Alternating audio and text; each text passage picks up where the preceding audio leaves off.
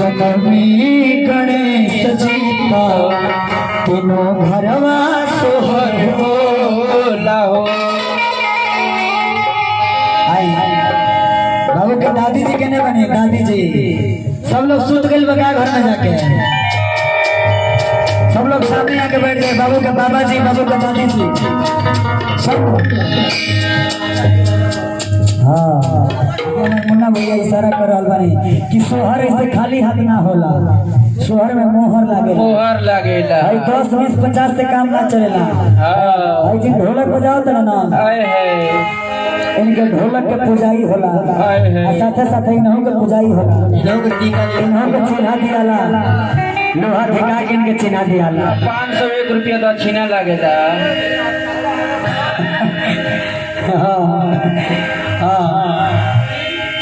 जब चिन्हा दियाला तो बजा ले, बहुत अच्छा बजा ले।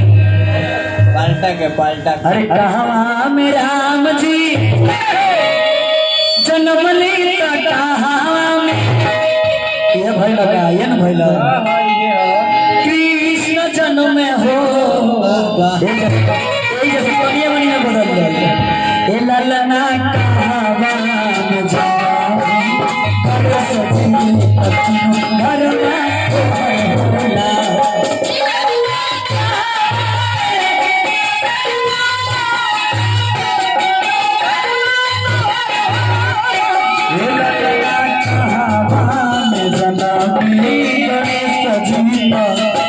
घरवा सोहर होला हो।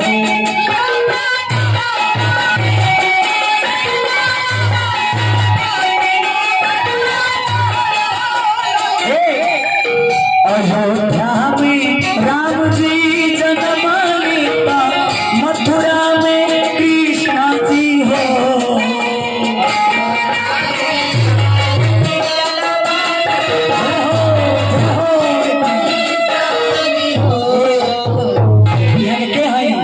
मम्मी बाबू के मम्मी जी, मम्मी जी के बार बार प्रणाम करो तनी। बाबू के मम्मी जी के हमारे भाभी जी है, भाभी जी के बार बार प्रणाम। अरे कि हमरा के हई नथुनिए चाहिए, हई 100 रुपया 50 रुपया से काम ना चली। अरे छोटा सा बनना उजिया, अरे छोटा सा बनना उजिया। एक बार तेरे बेटे खाती जोरदार ताली बजाई, जोरदार ताली। हमारे पीछे से माता जी लोग सब लोग जोरदार ताली बजाती है। छोटा सा पन्ना उजिया हाय रे ललन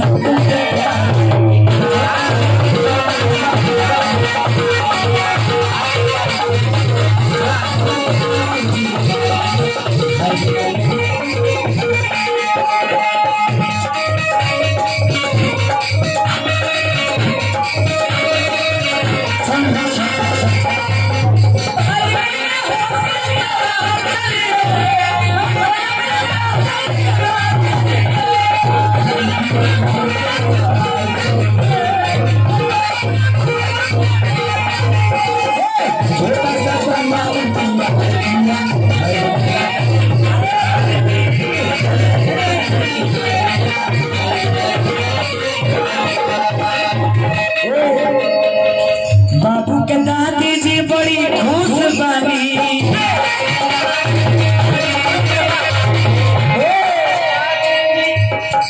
पैसा के डोरे पीछे घूमता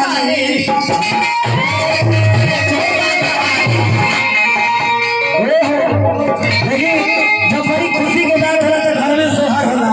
अरे बाबू के बहुआ बड़ी खुश बानी, बाबू के बाबा जी अरे सामने बैठल बानी। पैसा ना चाहिए, अरे खाली सामने बैठल बानी हमारा, ठीक बा।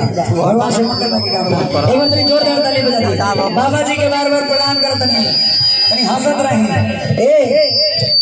जइयो रे जइयो बन्ना दादी जी के गोटिया,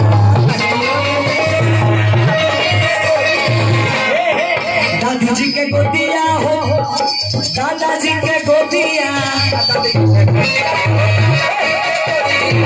बोला बोला अरे बाबू बोला था। जइयो रे जइयो बन्ना पापा जी के गोटिया।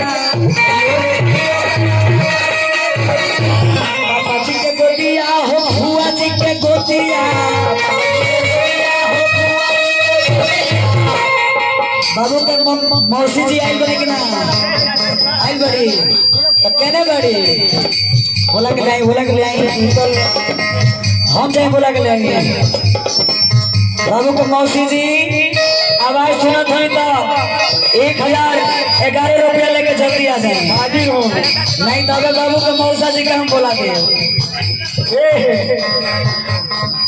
जइयो रे जइयो अपना मौसी जी के गोदी मौसी के गोदिया हे मौसा के गोदिया मम्मी के गोद उजियार किया बुआ जी के गोद उजियार किया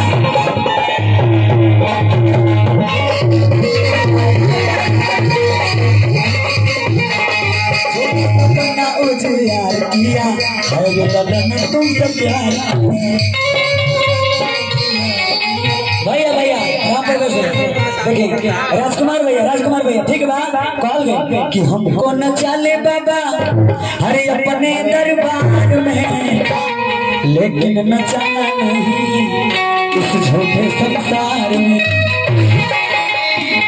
जे भगवान के दरबार में जे नाच लेला ओके दुनिया में नचला के कोनो आवश्यकता ना पड़ेला दुनिया नाचत अपने आप लगे आ जाला ठीक बा तो हे दरबार में नाचे खातिर को बोला जाए ना ठीक बा कना कि जो भरे दरबार में चिल्लाए वो होकर नहीं होता और जो इस दरबार में नाचे वो जोकर नहीं होता कना कि जो भरे दरबार में चिल्लाए वो होकर नहीं होता और जो इस दरबार में नाचे वो जोकर नहीं होता मजा तो उन्हीं को आता है जो मजा लेते हैं वरना मजा किसी के बाप का नौकर नहीं होता धन है बाबा जी के गोड़ लगा तनी एक बार तनी बाबा जी के जोरदार ताली बजा पैसा देले के मारे बिजली निकाल के धन है लक्ष्मी जी ऐसे ही धीरे धीरे आई लेकिन आवत रही जबले रहुआ है तबले हम गाए जबले रहुआ कौन हो जाए तबे हम सारा भजन भुलाए लगे हमरा हमनी को बोल के घरे चल जा है देखिए हमरे राजकुमार जी की तरफ से हजार रुपए का अरदास और हम सब फिर महेंद्र जी की तरफ से हजार रुपए का अरदास हमारे चाचा जी के नाम अच्छा भरत चाचा जी की तरफ से हजार रुपए का अरदास भैया की तरफ से हजार रुपए का अरदास भगवान से मंगल की कामना जइयो रे जइयो बन्ना अरे अपना चाचा जी के गोदिया अरे चाचा जी के गोदिया हो चाची के गोदिया चाची के गोदिया हो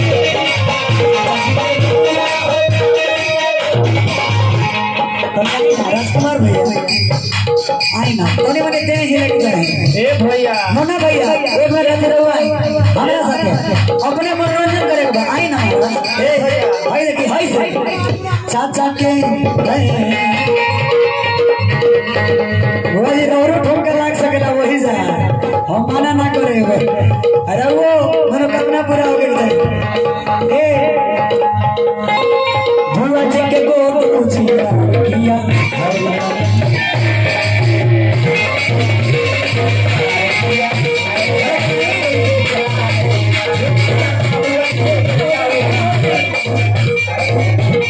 देखिए बाबू के दोनों बुआ जी बड़की बुआ जी छोटी बुआ जी सब लोग सामने बैठल बा भाई यहाँ के क्या है बीच में यहाँ के क्या है